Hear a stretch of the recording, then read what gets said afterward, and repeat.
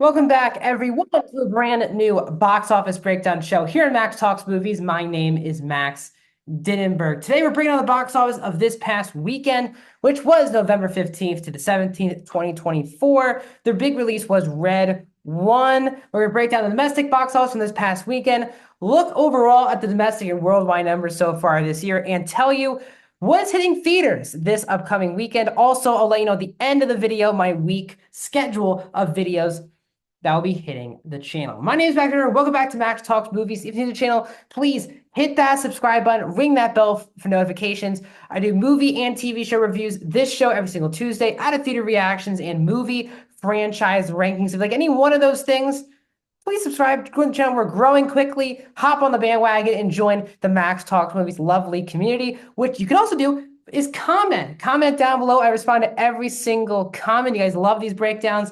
What did you see this past weekend? What did you see this upcoming weekend? Let me know your viewing schedule coming up. Also, please hit that thumbs up button to like down below. So without further ado, let's get into this past weekend's box office, which I said was November the 15th to the 17th, 2024. And as I said, also, Red One was the big movie that hit theaters from Amazon MGM Studios, opening to $32.1 million.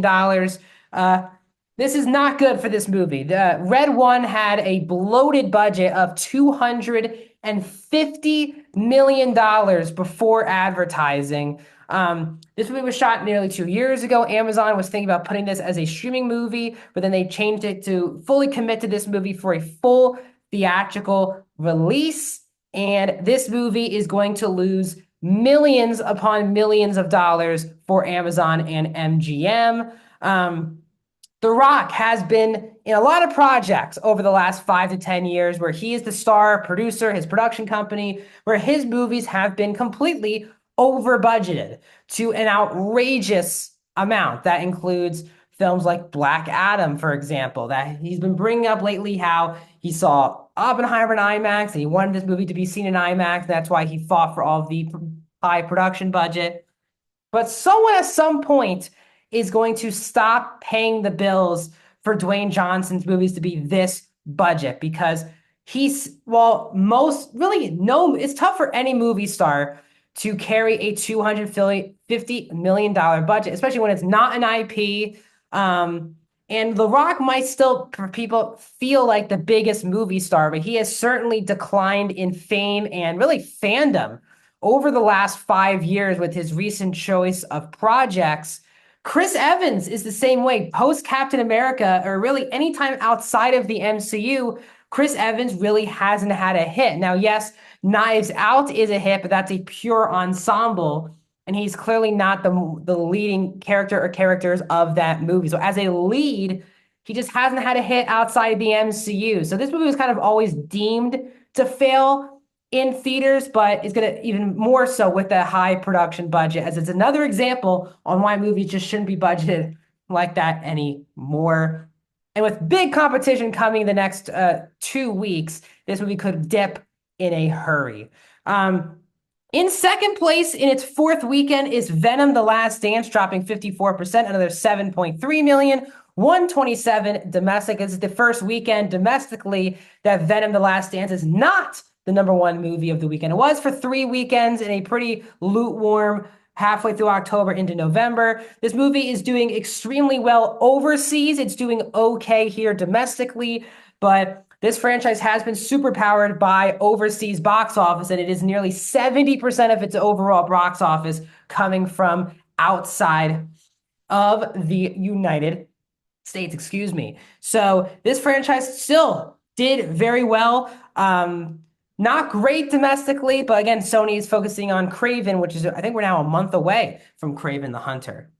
In third place in its second weekend is The Best Christmas Pageant Ever from Lionsgate, only dropping 51%, another 5.2 million, 19.8 million domestic. Again, another faith-based Christmas movie that I talked about last weekend, so I don't need to rehash. But this movie will also play very well on digital when it eventually hits down the line around Christmas time. So this movie is going to make a lot more money upcoming, but it really does show you that there is a market for this type of film. In fourth place, and also its second weekend, is Heretic, which dropped 52%, got another 5.1 million, so around $100,000 below best Christmas pageant ever.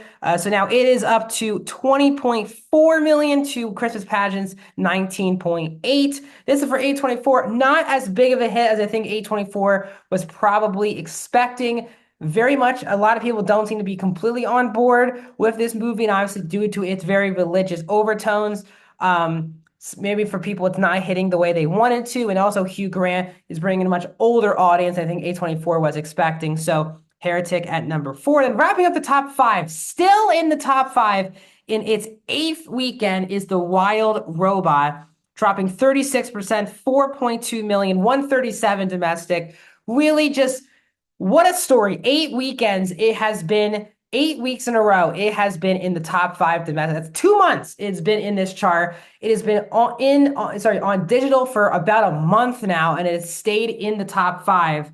People love this movie. People want to keep rewatching this movie. This bodes as well for its Academy Award chances.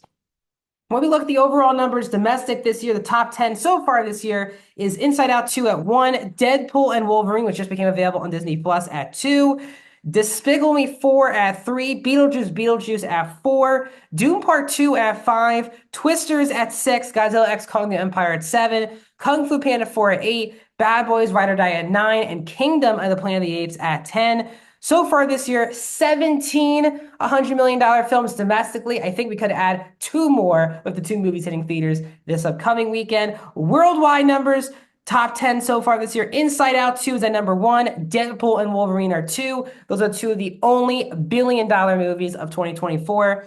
Despicable Me 4 at 3. Doom Part 2 at 4. Godzilla X Kong New Empire at 5. Kung Fu Panda 4 at 6. Chinese films are 7, 8, and 9, and Beetlejuice is at number 10, but it will fall out of this top 10 as Venom Last Dance is around 13 million behind them. It will get there when I talk to you next weekend. So this is probably the biggest box office weekend. This and Christmas are the 2 biggest left box office days of the year. Hitting theaters, do we have Barbenheimer 2.0 at the box office as Wicked and Gladiator 2 hit theaters this weekend? They're splitting all premium screens. That's IMAX and Dolby. Gladiator 2 is 2.5 hours. Wicked's 2 hours and 40 minutes. Really, both are in total around 3-hour experiences. So we will see if we have another Barbenheimer. Reviews are sky high for Wicked, while Gladiator 2 has gotten very mixed reviews from both critics and audiences, while audiences who've seen Wicked and critics who have seen it adore the movie. Both films believe they have Oscar hopes as well, as we're heading into that, as we're in the middle of that season as well. So I cannot wait to be here next Tuesday and to break down this big weekend of box office. So my upcoming week of videos here on the channel. So today, obviously, I did my box office breakdown show. Tomorrow, I will do a review of Dune Prophecy. I got a chance to see the first episode. I'll do that review. I'm not going to do weekly for Dune Prophecy, but that review will be out for episode 1 tomorrow on the channel. Thursday, I am seeing Gladiator 2, so that out of theater reaction and review should be out Thursday for Gladiator 2. Friday, you'll get my out of theater reaction and review for Wicked. So I'm seeing both movies before the end of the day on Friday. Saturday, you'll probably get my review of the new Apple TV film Blitz. And then back here on Tuesday with another box office breakdown show. I'll see you guys soon.